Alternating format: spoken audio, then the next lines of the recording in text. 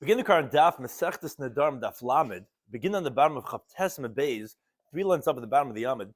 The Gemara concludes a discussion from the previous Dafim, an interesting discussion that we had regarding a machlekes in the previous Mishnah.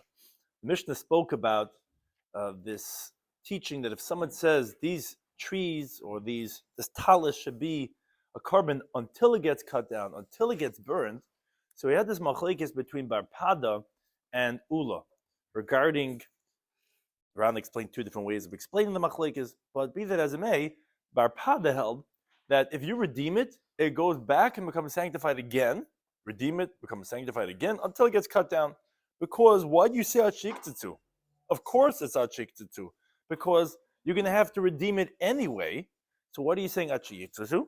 To tell us that it's going to be continuously re-sanctified until it actually gets cut down. And that's the Gemara continues on a related teaching to his teaching. Today's daf. Some of this discuss in today's daf is starting from the next Mishnah. Is when a person makes a neder, we look into what he meant, and there are 3 factors which we consider, which actually the next 3 Mishnahs, which you see the wording of the Ran that he puts it on one Mishnah, but in our Gemara it's split up into 3 different Mishnahs, which is first of all the broader meaning of the words. Like we'll see a case if someone takes a neder from Yerde Hayam, doesn't mean literally only those who are seafarers. It meaning from Yeshve Yabasha, let's say, for those who are on dry land. It also includes Yerde Hayam because it means to say all those who live on land. And number 2, other wording the person was able to use. So like we'll see in the Mishnah that if someone says he's taking a neder from Roya Achama, which sounds like those who see the sun, you're actually going to be usher even from blind people, because what are you saying? Hachama. The extra words that you're using, that type of wording seems to indicate not the ones who see the sun, but the ones that the sun sees them. And also number 3 is Loshem ben Adam, the way people use words, as we'll see regarding if someone takes a neder from Hayeloidim or from Hanoilodim, what that is including, because it depends on the wording that people usually use. So we begin the current daf on the bottom of Chavtes Mebeis. 3 lines up at the bottom of the Yamid. Says the Gemara, Yosef Rebbe Oven Rav Yitzchak Berebi, these 2 Talmidei Chachamim were sitting Kamid Rabbi Yirmiyah. And become a namne Rabbi Yirmiyah. Rabbi Yirmiyah was dozing off. That was a long conversation, and he's dozing off over there. And Yosef Bekami, they were sitting, they were saying, having a shmooze and learning. Bar Pada da Amar. According to Bar Pada, that he says, as we mentioned this from the previous dafim, that this saying that this talus or this tree is going to be kaddish until it gets chopped down. If you redeem it, it goes back and becomes sanctified again. Oh, so based on this shtickle of Bar Pada, says the Gemara, they said, we could resolve Rav Hoshi's question. What was Rav Hoshi's question? He said like this: a person gives to a woman 2 prutas, 2 coins. And he says to her, with one of them, I want you to be engaged to me today. With the other one, I wanted to make you mukadeshes to me, engaged to me, after I'm going to divorce you. So the question was, will that work? Will the second one automatically kick in when he gives her again? Oh, so they said, Hachanami dabe kedushi. You can resolve from Bar Pada that by the woman, the second coin will make a kedushin. Why? Because just like we say in Halacha the Mishnah, that he could sanctify these netias, these trees, for after you're going to redeem it, the sanctity reactivates again, even though you never sanctified again after you redeemed it. It's automatic because you're saying that beforehand that I want it to be kaddish until sheniktzitzu. So even though you redeem it, it reactivates it based on the original statement. Okay, here also, the kedushin will take effect when he says that it should take effect after I divorce you. So even though after Gerushin he doesn't go and Mekadosh her again, but that's what he said originally. And that's the same idea, that you could say something that should reactivate after you go and do something that deactivates.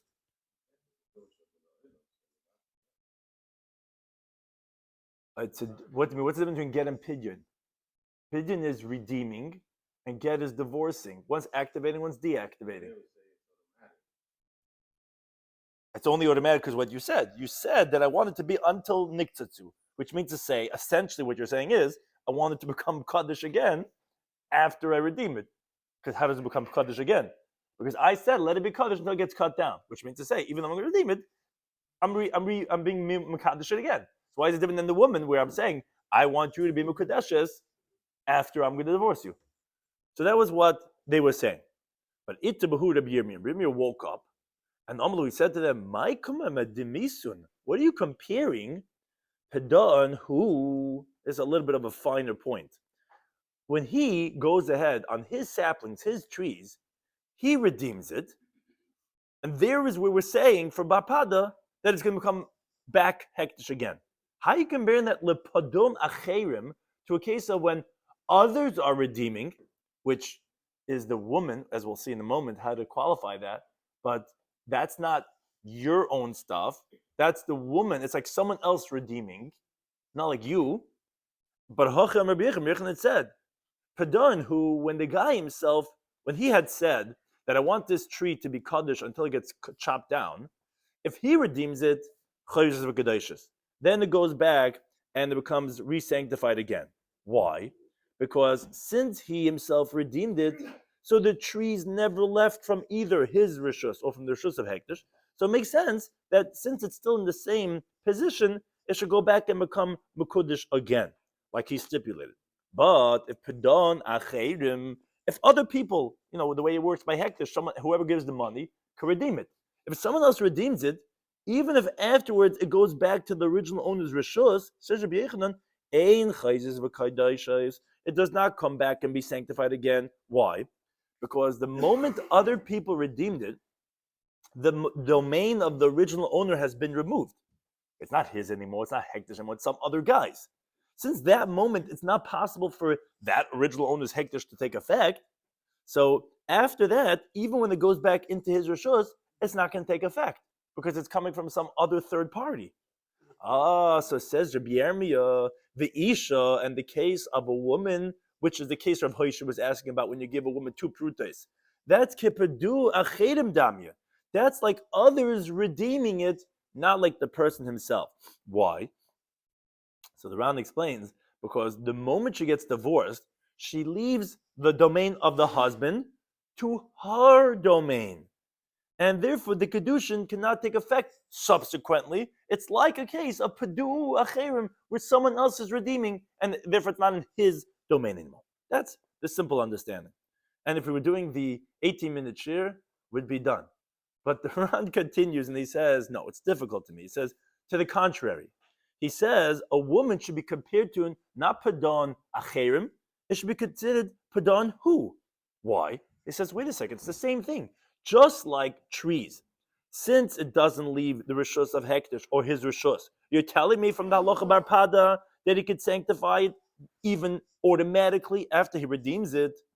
So too this woman, she doesn't leave either the domain of her husband or from her own domain. So the halacha should make sense that she could be able to be niskadish from now, even after she's niskarish. In other words, what's really changing? What's the difference between a guy being makdish his trees to be makadish the woman? When the trees are nifta, what happens? We say, okay, but he was paid it. So it didn't leave anywhere. We're still in the same room. Nothing changed. There's no other people involved over here. Still the guy with hektish. Okay, it's either him or hektish. Oh, I was makdish it. I redeemed it. Okay, it's still the same players. But what's the difference between husband and wife then also? Husband and wife is like, okay, I'll be makadish you. Okay, now I'm divorcing you. And now, okay, I want the condition to take re-effect again. So where is there another player, like as if she's a different rishus? Why is it any different than the case of the Tias? What? If she doesn't accept the get, then she's not divorced.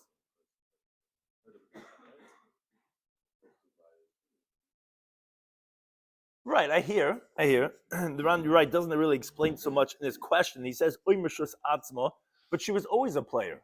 So like what really changed over here that now when she's divorced, well, Pidyon is also like removing hektish.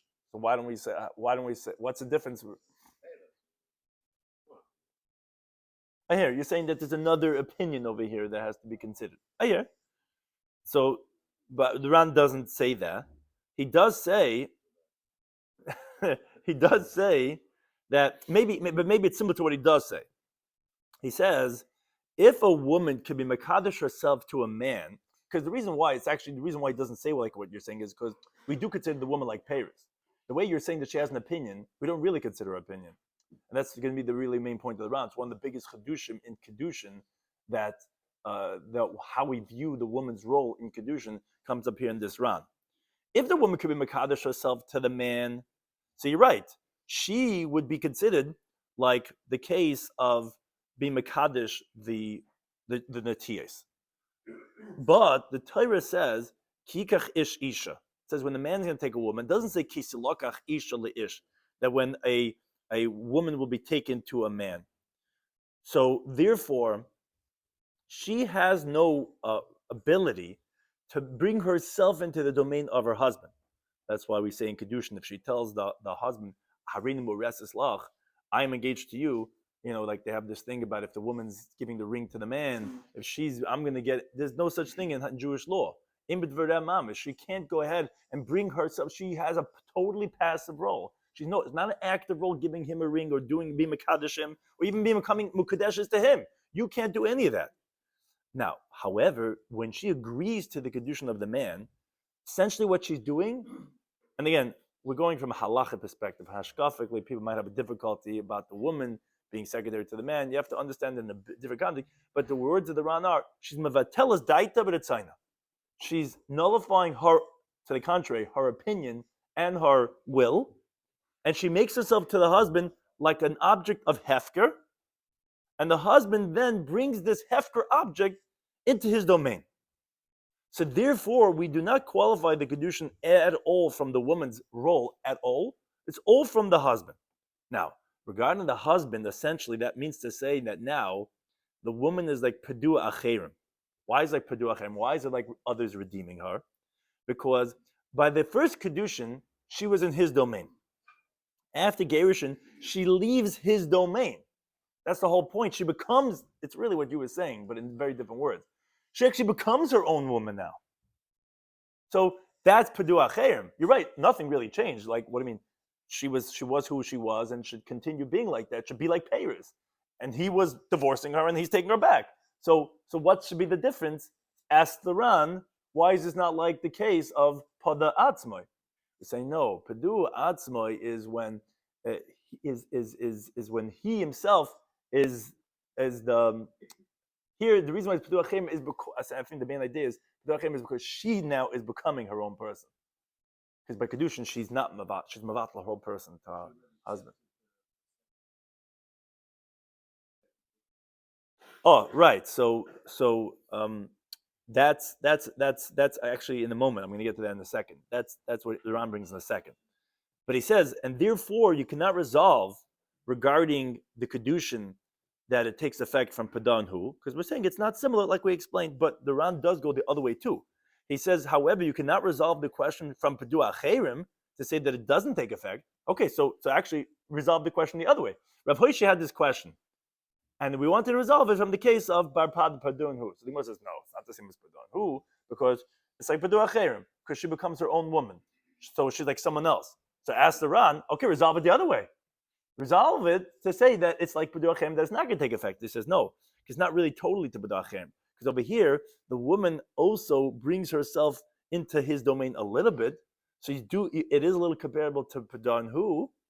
So therefore, he said that's why you can't resolve at all. It's not totally padan, it's not totally padan acherim, and therefore we wouldn't be able to resolve what the halach would be. But the Rashba writes, although you cannot resolve it over here from our sugya bapada, but you could resolve it from what's said in Kesubas and Daf Nun Tes, and then later on the sugya in our Masechet Daf Pevav Med Aleph, that there are those who say that this is comparable to when someone says to his friend, "This field that I'm going to sell you, that when I'm going to buy it from you, should be sanctified." So the guy has a field, says, I'm selling it to you, but when I'm going to buy it back from you, then it's going to be Kaddish. Halacha is that it's Kaddish. And the reason is because since now he has the ability to sanctify it right now, so even though there's going to come a time when he's not going to have that ability because it's going to be sold to someone else, he could sanctify it now that when it's going to be back in his domain.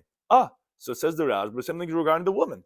Since he can be Mekadesha right now, so he can, which is what you were just bringing up, like the other pruta, so he could be Mekadesha also La'achar Zman. And if you're going to say, if that's the case, so why doesn't our Gemara actually resolve the question from that halacha over there? Says the Ran, you could say that that was Rabbi Ila who said that halacha from his own logic. Rabbi Yirmiyah, who is here in our sugya, didn't know that from another Amar, and therefore he wanted to know the question, because you cannot resolve it from any Mishnah or any Brises. And he says, so it seems that that's the opinion of the Rambam, that holds that she would be Mukadeshes. It sounds like that it resolves it from that sugya, and therefore, when the Gemara says over here, Padan Acherim, she's not Chayzis or Miskatches, if you stipulated at the time of the Hektish that it should take effect, if it's going to come to him at a later point in time, and he's going to get it back from that person, it would be effective. But wherever you didn't stipulate, even if it comes afterwards, it's not going to be Kaddish again because it came from someone else who's a third party. Says the Ran, that's how the Rashba understands. He says, I don't like that pshat. He says, because no, you can't compare, you can't answer the question from over there. That halacha of Rabbi Ila, the person has the ability to sanctify that field right now. Since he could sanctify it right now, so he could also be makdish for a later point in time, because that hektish itself that he's sanctifying later, he could have done right now.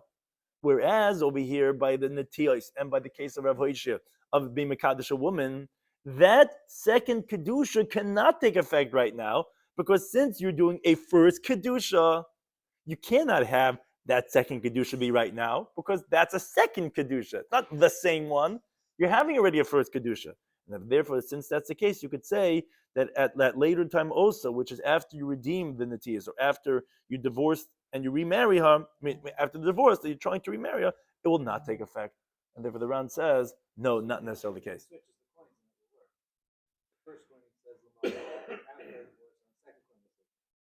Oh, if he says that, but once the first one is, interesting point. Would it work if you retroactively say, now this one, here? That's a good point. Saying if you first say lamacher, so that you could have done now, so that should be able to take effect, and then when you're saying that this should be now, maybe that, a very good point, maybe that would work. But if you say the way we said it, that now and then the other one, well then that won't be able to work. Now, Itma Nama, the Gemara concludes, says, also we learned like just teaching of Rabbi Yechanan, Amr Yechanan, he says, we only learned this if he is redeeming it. Then Barpada said his halacha that it's chayzus and miskachas.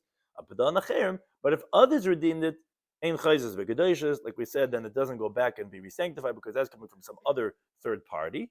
But again, we did not resolve the question of Rav Hoshia regarding the halacha of the woman, because we didn't fully categorize and qualify how would you consider a woman. Like the Ran explained, is she Padan who? Is she Padan Nachem? Really, it's not similar to any one of them.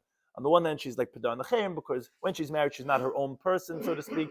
When she is divorced, she is, so she's like a third party. At the same time, she is really putting herself into the husband's domain, so maybe would be Padan who, but that it cannot resolve the question of Rav Hoshia. The next Mishnah, again, continuing on how to explain what was the intent of the words of the one who took the neder. Says the Mishnah, Hanoider, now we start a whole series of Mishnayos that are a little bit more easy to translate. If someone takes a neder from those who are what's called the seafarers, those who go into the sea. So that's who you're making a neder prohibiting yourself from having benefits. You'd permitted to have benefit from those who live on dry land. In other words, those who don't usually go into the sea, though they are not forbidden in the neder. Now, let's say you take the neder from Miyeshvei Hayabasha, from those who live on dry land, then actually, you would be forbidden even from people that go on the high seas, and even if they're a sailor and they're right now on the seas.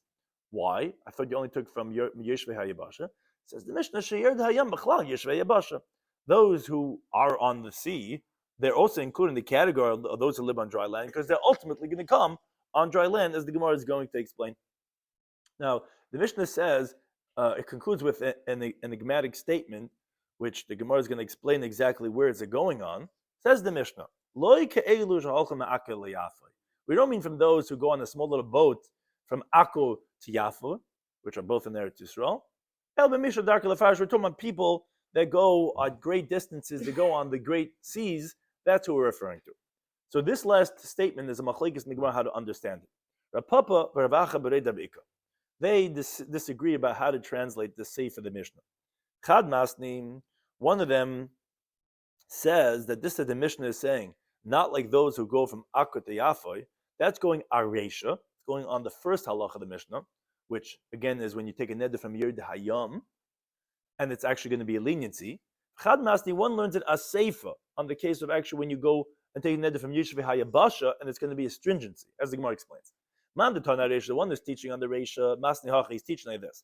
When we open up the opening halacha of the Mishnah was Hanoidim Yerd Hayam, if you take a neder forbidding yourself from those who go on the seas, so we said, okay, that's only from those who are sailors. You'd be permitted from those who live on dry land. Okay. But obviously, if you're taking that from Yod Hayam, that would prohibit those who go on the seas. And that's what the Mishnah is qualifying. And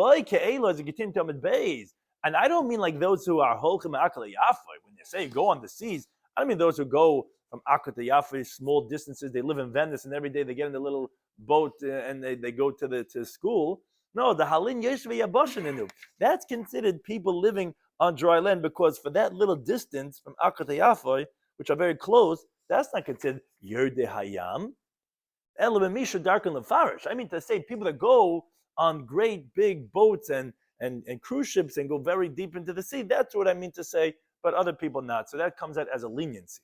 Now, then the Masni Hasefer, the one that taught on the second halacha of the Mishnah, Masni Hachi teaches like this. The second case in the Mishnah was, if someone takes a neder from those who live on dry land, so he said, it actually will include and prohibit those who even go on the high seas. Now, the Mishnah is explaining as a stringency. Oh, and I didn't mean to say, when I said, it's the word like bilvad. I didn't mean only those who go even from Akar to Yafa, they're considered Yishvi Yabasha, Elafila, rather, even those who go on the high seas, even they're included in Yishvi Yabasha. Why?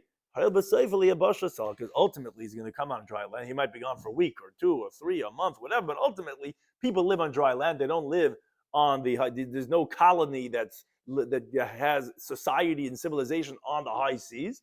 Everyone comes back to dry land, and therefore, even though this guy's on his yacht 6 months of the year, it doesn't make a difference. He would still be included in the Yeshvi Yabasha, and that's the other interpretation of that statement. Look at the next Mishnah. Again, we have a lot of different Mishnayos with these same how to translate what the person means to say. If someone takes a neder prohibiting himself from those who see the sun, and a lot of these rounds are all on the Lamed Amud Aleph, he's also even from those who are blind. Why? Because when he said the roye chama, it didn't mean those who see the sun, obviously, which would not include a blind person. He meant actually those that the sun sees them. So the Gemara wonders, my time. Why would you say that? Doesn't sound like the guy's words. Royecha means those who see the sun. Why are you saying those that the sun sees them?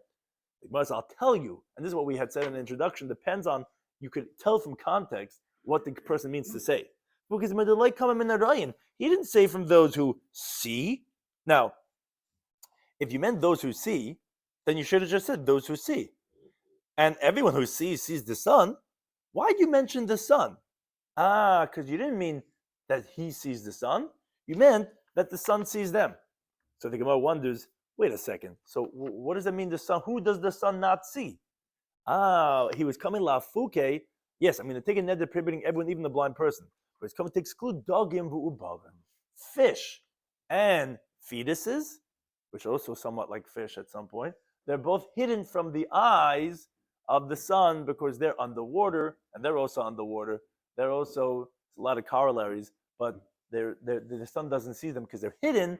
That's who was not included in the neder.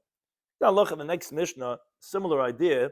Someone takes a neder prohibiting from someone who's black on his head, meaning unlike some people that are not black anymore. That's what it sounds like. You're saying it's from those who have black hair. However, it says the Mishnah, Asa b'krachin is actually going to be forbidden in those who are bald. They're all going to be included, even though he doesn't even have any hair at all.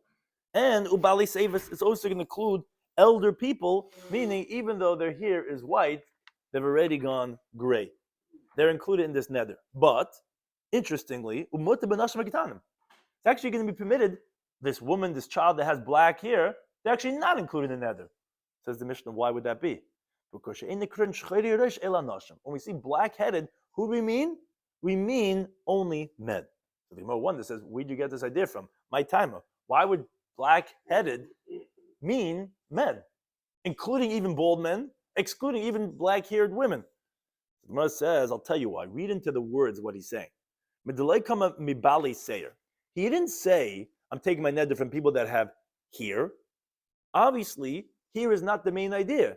It's even including bald people. Now, since when you say the black-headed, regarding baldness is not precise, you can include even bald-headed. So then people with white hair also is not precisely black versus white. And that's why when he says shchayri harosh, he meant for those people that you usually categorize them as shchayri harosh, which that is men. Why? So the Gemara actually continues. The Mishnah said, is permitted, there's no issur neder on the women and the children. Because who do we mean when we say black-headed?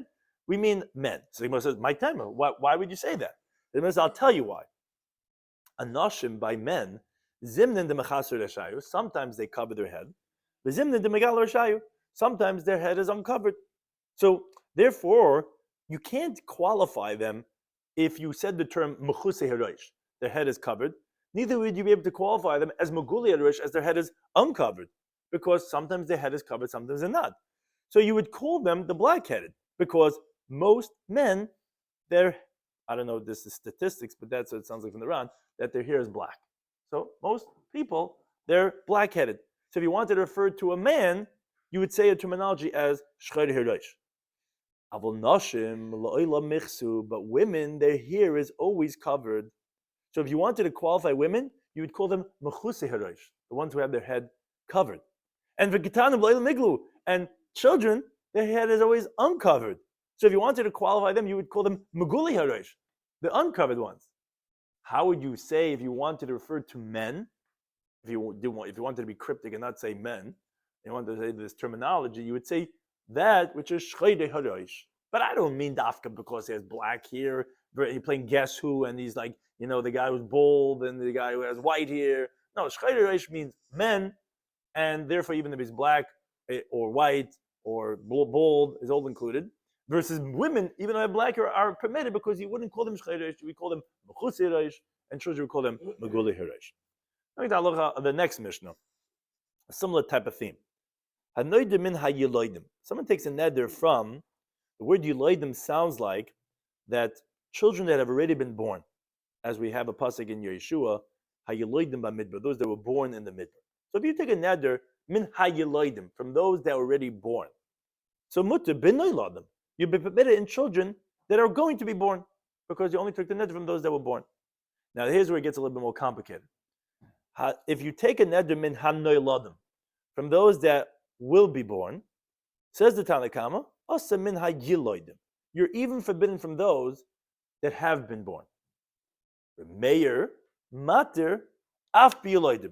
Meir permits, meaning to say no, you're not forbidden even from the yiloidim. You took the neder from noiladim, from those that are going to be, and he says you're permitted even.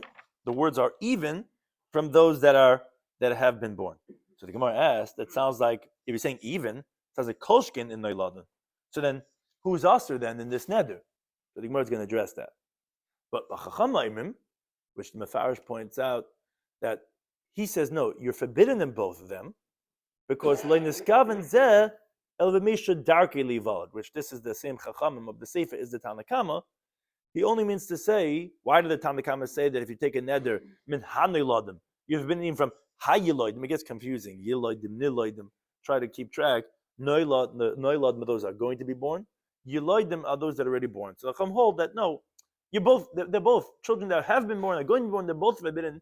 When he says this term, noilodim, he means those that are normally born. So that doesn't mean that whether they were actually born yet or not, they're all included in that term. Now the Gemara wonders, as we had already alluded to, L'Remeir, if he says that when you take the neder from noilodim, you're permitted even by yiloidim, sounds like what? Noilodim, and I don't have to tell you that those that are going to be born are going to be permitted? But then Elamiman Aser. So then from whom is he Aser if you tell me he's permitted in noilodim and yiloidim? Says the Gemara, chsur mechsur. That word's missing from the Mishnah. And this is the way you have to read it. Hanoidim min hayiladim. So the first case of the Mishnah was, if you take a neder from children that have already been born. Okay, so then everyone agrees, mutar ben hayiladim. You're permitted from those that are not born yet, that are going to be born. But if you said min hanoiladim, okay, so what did the Tanakama say? Tanakama said, asur biyalaydim. So it's forbidden even in those that have been born. Why is that? So the Ran explains, because the Rabbana hold that although in the first case, when you take a neder from yiloidim, from those that already been born, those which are noiladim, meaning those that are going to be born, are not included. However, that's only when you say yiloidim, which is a distinct terminology, which means specifically those that have already been born. But noiladim includes both categories, which is those that have been born and are going to be born. So therefore, they say if it been also from yilodim. Remeir says the word af you have to read like this. The Gemara is explaining. No, af hanoidim min hanoiladim. What's af going on? So the Gemara is explaining. Remeir is saying that also when you take another from noiladim, from those that are going to be born, mutter biyiloidim, the af's not going on this case. It's going comparing it to the other case. You can be permitted in those that have already been born. Just like in the Reisha, af is saying this case like that case, not in this case itself. Just like in that case, when you take a nedim min hayeloidim, mutar ben noiladim, that says the Ran is what the af is going on. That, yeah, you'll be aser ben noiladim. It's just saying af, just like in that case you said like that, so too in this case, not af in this case itself. Just like that case, so too will be here. Okay, so the Gemara explains, for the opinion of Remeir, Amalei Rapapa Labaya. The member is that to say that the noiladim, you tell me this terminology of noiladim, the misyal did mashma. Everyone's agreeing, it means it's talking about for the future, meaning especially Remeir who says that's the only thing you're going to be forbidden on. You'll just be permitted only on yiloidim. But if noiladim means the future, what do you do with a pasuk in Sefer Shemais? Yaakov says to Yosef, Shnei banecha hanoiladim l'cha be'eretz Mitzrayim. Your two sons that were noiled to you in Eretz Mitzrayim, which hachanami disyaldnu. You told me the word noiladim means the future, but Menashe and Ephraim were already born. So you see, noiladim doesn't mean future. You see, noiladim means past tense. So says the Gemara rhetorically be'elamai. So what are you going to say? The yeloi do mashma that it means those that already been born. What do you do? D'chsuv pasuk malachim aleph. Says hini ben noiled the base David. The term noiled says a son is noiled to the household of David, to the Davidic dynasty. Yeshayahu Shemai, his name is Yeshayahu. Now, as the Rush points out, this was in the days of Yeravam, this prophecy, who was the first of the Malchi Yisrael. Now, Hachanami Dahava, you think that Yeshayahu was there at that time? His grandfather Menashe wasn't even born at that time. So how are you going to say the term noiled, which you're telling me means past? Ella rather says the Gemara, mashma hachi, mashma hachi. Really, the truth is that the term means both future and past. But in the Nadarim, halach acha lashim the adam. When it comes, and this is a very important concept that comes up in the halachas of Nadarim again and again, we go after the wording of the person. So what's the machlokes then? So the Ran explains. Machlokes Remeir Rabban is exactly on this point. Rabban hold that just like the term noiladim in the biblical vernacular includes those that have already been born and those that are going to be born, as we just pointed out, sukkim that say either way. So too, in people's parlance and people's wording, it's also the same thing. It can mean future and past tense. That's what the Rabbanan in the Sefer the Mishnah explain and says, no, when the guy says the word noiled, it doesn't mean just future or past, because it can mean either one. He just means from that which is normally born. And therefore, as the Ran says, it's not a third opinion. It's rather coming to explain the reasoning of the Chachamim, of the Tanakama, who said that when you take a neder from Neiladim, you can be usher even in Yeloidim. And they're just giving the explanation for their reasoning, because the guy only has in mind from which is normally being born, which is whether future or past tense. Because this wording does not necessarily mean any which one way, that of past or future. So the Chachamim say both are going to be forbidden. The Meir held, however, that the terminology of people, they don't call the word Neiladim, but for that which is going to be born, not for those that have already been born.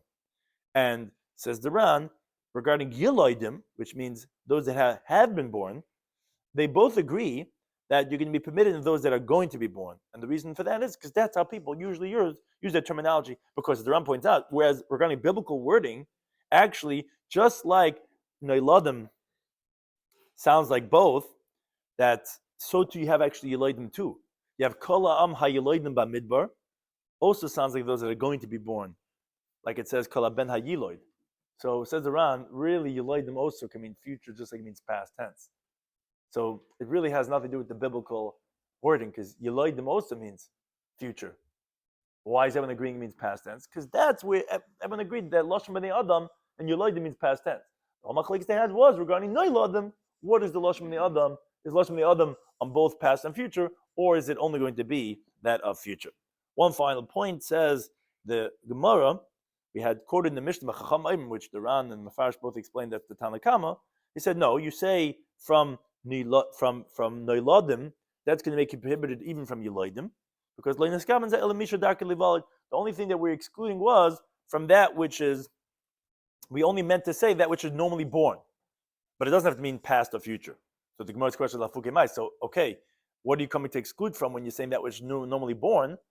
So it says the Gemara, it's Lafuki Dagim Ba'ifus. It's excluding fish and birds, because the way they actually are born is not through birth. What does that mean? They don't come through a birth canal. They actually lay eggs, and they're not formed in the mother's womb. So therefore, they're not noiladim. That's what we're coming to exclude. But we don't mean future or past tense. We're just excluding fish and birds, which hatch, which lay eggs, and then that's where it's formed. That's what we're coming to exclude. That's why we said that word. Thank you to any time.